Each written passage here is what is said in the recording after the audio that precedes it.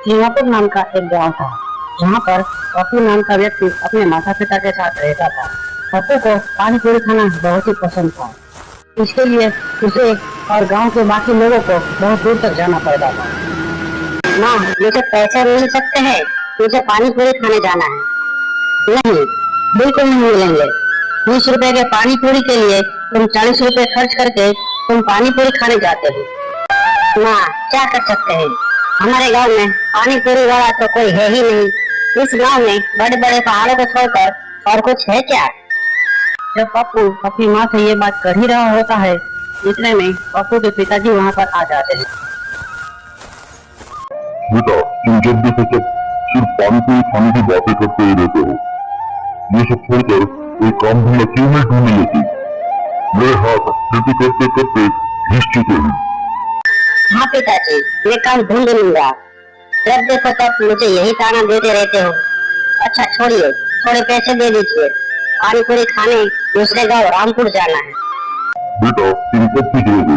पप्पू के पिताजी पप्पू को पानी पूरी खाने के लिए 100 रुपए देते हैं और पप्पू गांव के बड़े से पेड़ के नीचे जाकर अपने दोस्त रामू का इंतजार करने लगता है। रामू थोड़ी ही देर में वहां पर पहुंच जाता है। क्या हुआ, तुम इतनी चिंता में क्यों लग रहे हो? अब तुम्हें क्या बताऊं रामू, माँ और पिताजी दोनों काम ढूंढने के लिए मुझ पर दबाव बना रहे हैं। मैं काम तो करना चाहता हूँ, पर कोई काम मिले तब ना। बात तो तुम सही कह रहे हो, अब तुम मुझे ही देख लो, मैं कब से काम ढूंढ रहा हूँ, मगर अब तक मुझे कोई काम नहीं मिला। खैर छोड़ो, जल्दी चलो, नहीं तो बस छूट जाएगी। हाँ, तुम सही कह रहे हो, जल्दी चलो। पप्पू और रामू दोनों पानी पूरी खाने के लिए निकल जाते हैं और दूसरी ओर गांव का लालची जमींदार अपने नौकर गोलू को अपने पास बुलाता है। बताइए, क्या काम आ गया मालिक? मैं कोई नया व्यापार करना चाहता हूँ। बताओ, इस गांव में लोगों के पास ऐसा क्या नहीं है जो मैं नहीं दे सकता हूँ और थोड़ा पैसा ऐड सकता हूँ। वैसे तो मुझे ऐसा कुछ भी पता नहीं है मालिक, मगर गांव के काफी लोग पानी पूरी खाने के लिए दूसरे गांव जाते हैं, क्योंकि इस गांव में कोई पानी पूरी नहीं बेचता है। क्या सिर्फ पानी पूरी खाने के लिए दूसरे गांव जाते हैं? अब आएगा ना मजा। जाओ गोलू, और तुम पानी पूरी का ठेला तैयार करो और पानी पूरी बेचना शुरू कर दो। और ध्यान रहे, पानी पूरी 100 के नीचे मत बेचना। समझ में आई बात? मगर पानी पूरी तो दूसरे गांव में 20 रुपए में ही मिलती है मालिक। हाँ, मगर हम 100 में ही बेचेंगे। अब ज्यादा सवाल मत पूछो और जाओ, जाकर तैयारी करो। गोलू पानी पूरी बेचने की तैयारी में लग जाता है। पप्पू और रामू पानी पूरी खाकर अपने गांव वापस लौट आते हैं। मुझे विश्वास नहीं होता कि हम पानी पूरी खाने के लिए इतनी दूर जाते हैं, मगर पानी पूरी खाकर सारी थकान एक बार में ही निकल जाती है। बात तो तुम एकदम सही कह रहे हो। काश हमारे गांव में भी एक पानी पूरी की दुकान होती तो हमें इतना दूर नहीं जाना पड़ता। पप्पू और रामू दोनों ही अपने अपने घर चले जाते हैं और गोलू जमींदार की पानी पूरी के ठेले का पूरा इंतजाम कर लेता है। अगला दिन होता है और पप्पू और रामू इस पेड़ के नीचे फिर से मिलते हैं। और रामू, चलो फिर से पानी पूरी खाने चलते हैं। हाँ, चलो, लेकिन कुछ जैसे ही वो दोनों पानी पूरी खाने जा रहे होते हैं, उन्हें ठेले के पास बहुत सारी भीड़ नजर आती है। अरे, यहाँ इतनी भीड़ क्यों है? चलो चलकर देखते हैं। पप्पू और रामू भीड़ की वजह से वहाँ पर देखने के लिए जाते हैं। जैसे ही वो दोनों वहाँ पर पहुँचते हैं, उन्हें वहाँ पर गोलू पानी पूरी बेचता हुआ दिखाई देता है। अरे, ये तो ऐसा लगता है जैसे ऊपर वाले ने हमारी सुन ली। सही कह रहे हो। पप्पू गोलू से पानी पूरी का भाव पूछता है। दोनों पानी पूरी का भाव सुनकर हक्का बक्का रह जाते हैं। 100 रुपए, इतना ज्यादा? दूसरे गांव में तो सिर्फ 20 रुपए में ही पानी पूरी मिल जाती है। उतने में जमींदार वहाँ पर आ जाते हैं और कहने लगते हैं, तो वहीं जाकर खा लो पानी पूरी, हमने कब मना किया है? वैसे भी दूसरे गांव में पानी पूरी खाने के लिए 100 रुपए दे ही रहे हो, इससे अच्छा यहाँ पर दे दिया करो, क्या दिक्कत है? अच्छा, तो ये आपकी दुकान है, तभी सोचो यह इतने ज्यादा दाम में पानी पूरी क्यों बेच रहा है। कोई बात नहीं, हम भी हमारी पानी पूरी की दुकान खोलेंगे और गांव वालों को कम पैसों में पानी पूरी खिलाएंगे।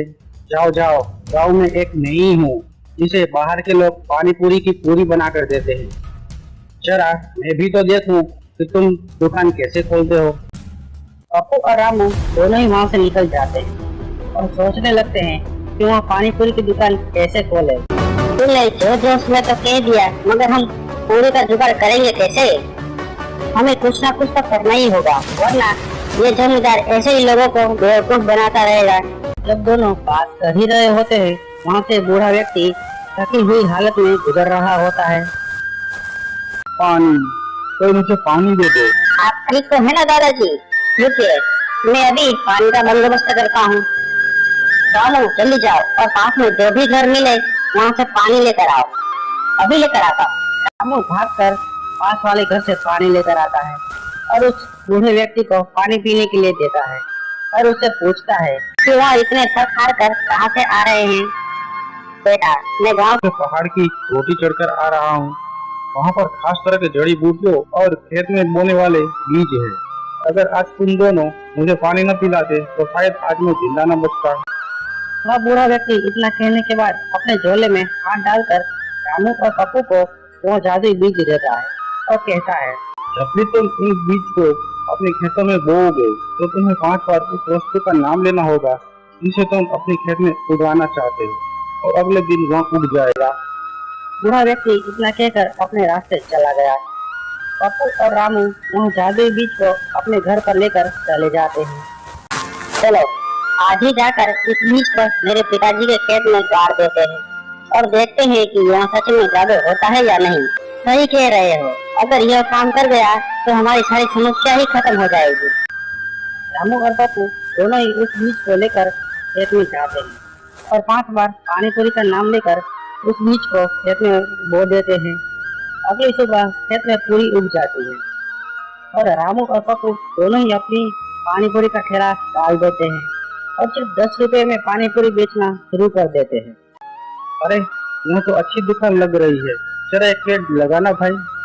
जी अभी लगाता हूँ। पप्पू अपने ग्राहक को पानी पूरी खिलाता है। मैंने आज से पहले कभी इतनी अच्छी पानी पूरी नहीं खाई। इस पानी पूरी को खाकर मुझे तो मजा ही आ गया। एक काम करो, एक प्लेट और लगा दो और एक प्लेट घर के लिए भी बांध दो।